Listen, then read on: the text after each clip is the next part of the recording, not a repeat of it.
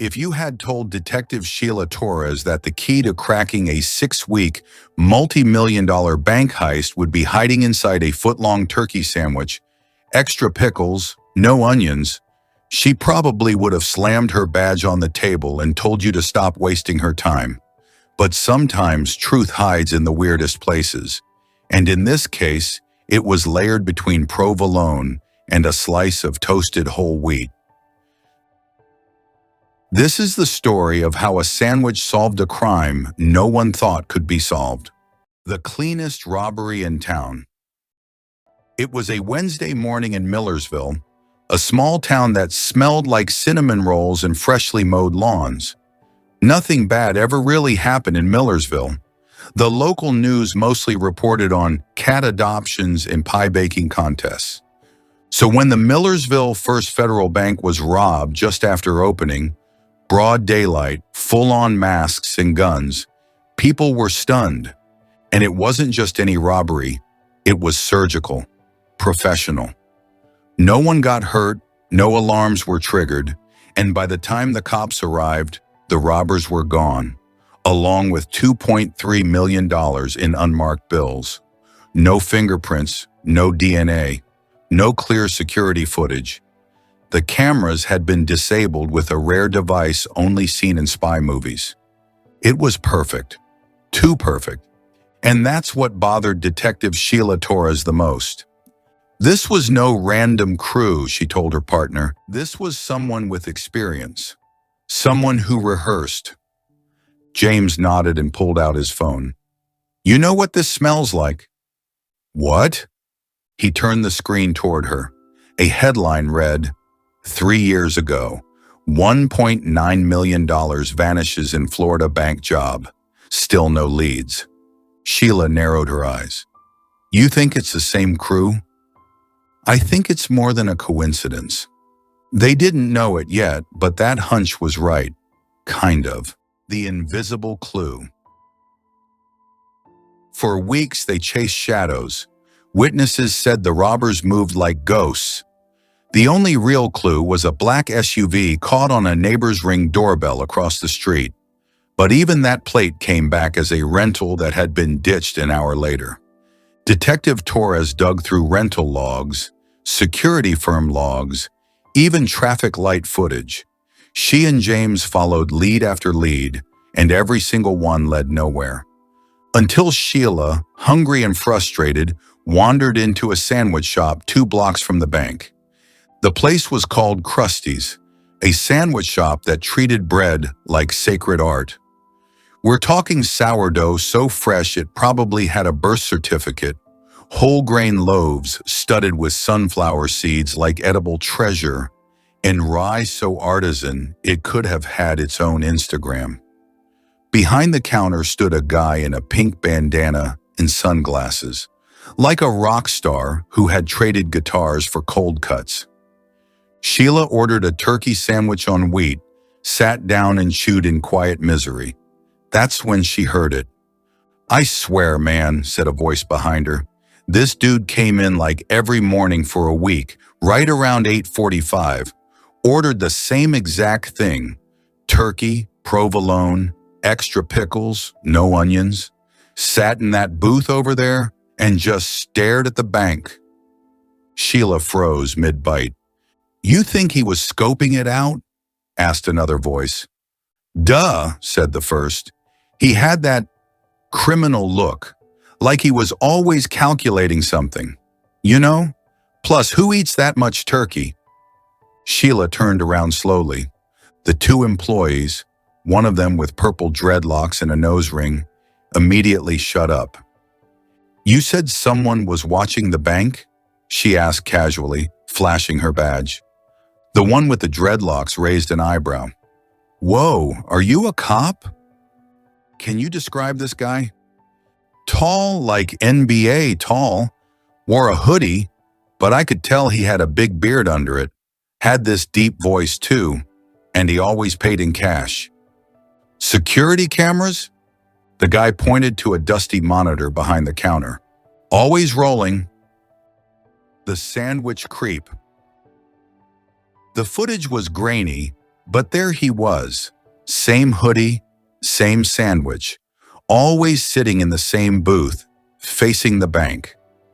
Sheila zoomed in. There was something weird about the way he ate, almost ritualistic. He'd pull the sandwich apart, check the layers, then reassemble it before each bite. It was odd. She ran facial recognition through the state system. Nothing.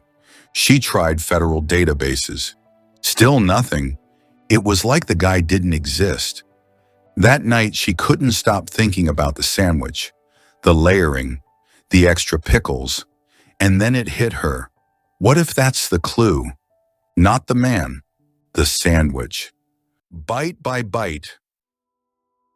She went back to Krusty's the next day and asked the staff for every receipt from the week leading up to the robbery. It was tedious, but she combed through each one, looking for a consistent pattern. And there it was.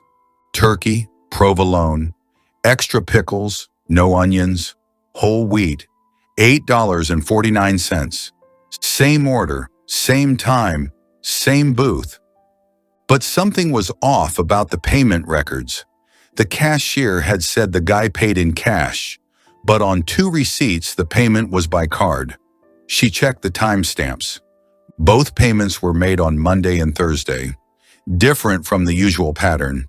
She pulled the card number. Boom! It belonged to a man named Elias Drexler, a former military comms specialist who vanished from public record 4 years ago. The ghost in the system. Looking into Elias Drexler's past was like following a trail that someone didn't want you to find. His military records had been completely wiped. No rank, no photo, nothing. It was like he'd never existed. But in some deep corners of the internet, people talked about a guy who was trained to break into high-security places and make sure no one could track him. He knew how to jam signals, avoid cameras, and disappear without leaving a trace. A ghost. Sheila guessed the crew had been sending different people to order the same sandwich, just to stay under the radar. But Elias had messed up. He used his real card twice, and that was enough to leave a trail. She ran Drexler's last known addresses, car rentals, bank statements, nothing. He was completely off-grid. But then she found a warehouse rented under a shell company in a nearby town. The lease had been paid in full, 6 months in advance. Too perfect, too careful, exactly what Sheila expected. She and James got a warrant and raided the warehouse. Empty, except for one thing, a single sandwich wrapper from Krusty's sitting on a crate. Taunting us? James asked. Sheila squinted at the wrapper. Or testing us. Sandwich number 46. They took the wrapper in for prints. It had one clear partial that wasn't in the system. Sheila was stuck, until Krusty's called again. "You're gonna want to see this," said the purple-haired cashier. "Your sandwich guy came back." Sheila dropped her phone. "What?" "Yeah, same order, same booth. But get this, he left in a white van with out-of-state plates." They pulled the footage.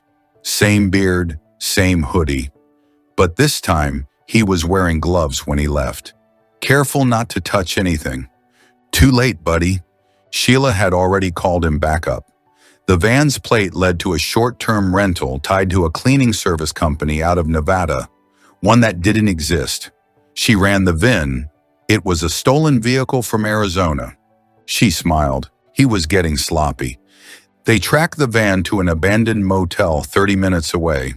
Inside, they found maps, blueprints, burner phones, and, yep, a mini fridge filled with turkey sandwiches. It wasn't just a heist. It was a series. Each sandwich had a sticky note with a number. 46, 47, 48. Sheila nearly choked laughing. They're using sandwiches to time their surveillance cycles. The twist. The team was ready to pounce. They set up surveillance on every Krusty's in a 100-mile radius. Within 2 days, another turkey sandwich was ordered. Same combo, same booth, Different guy. This time a red-haired man with glasses. They followed him. He led them straight to Elias Drexler. But here's where things got weird.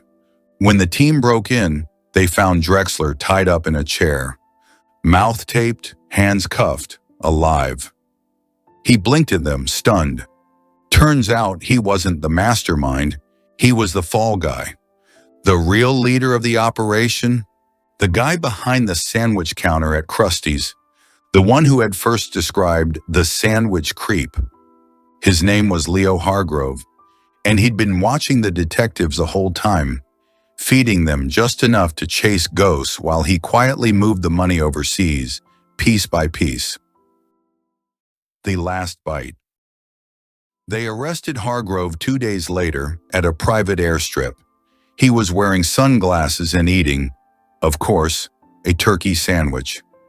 Inside his luggage were flight tickets, a burner passport, and a flash drive with detailed logs of every heist in the past 6 years. He even documented how he'd framed Elias, knowing the guy would eventually slip up and draw attention. "Why the sandwiches?" Sheila asked him as he sat cuffed in the back of the squad car. He shrugged. "People underestimate routines. They ignore things that seem ordinary. I just needed something consistent to track timing. Sandwiches worked." She squinted. "You could have used a watch." He smiled. "But where's the flavor in that?" The $2.3 million was eventually recovered, most of it buried in waterproof containers in the woods behind Krusty's. Elias, after being cleared, moved to Alaska and opened a grilled cheese food truck. Leo Hargrove was sentenced to 37 years in federal prison. As for Detective Sheila Torres, she never ate another turkey sandwich again. Thank you for staying tuned. Help us to keep this story alive by sharing this video to your friends. To get more enchanting and amazing stories, which are lastest, hit the subscription button. If you enjoyed the video, like and comment what you learned from the story. Until next time, stay tuned, stay safe.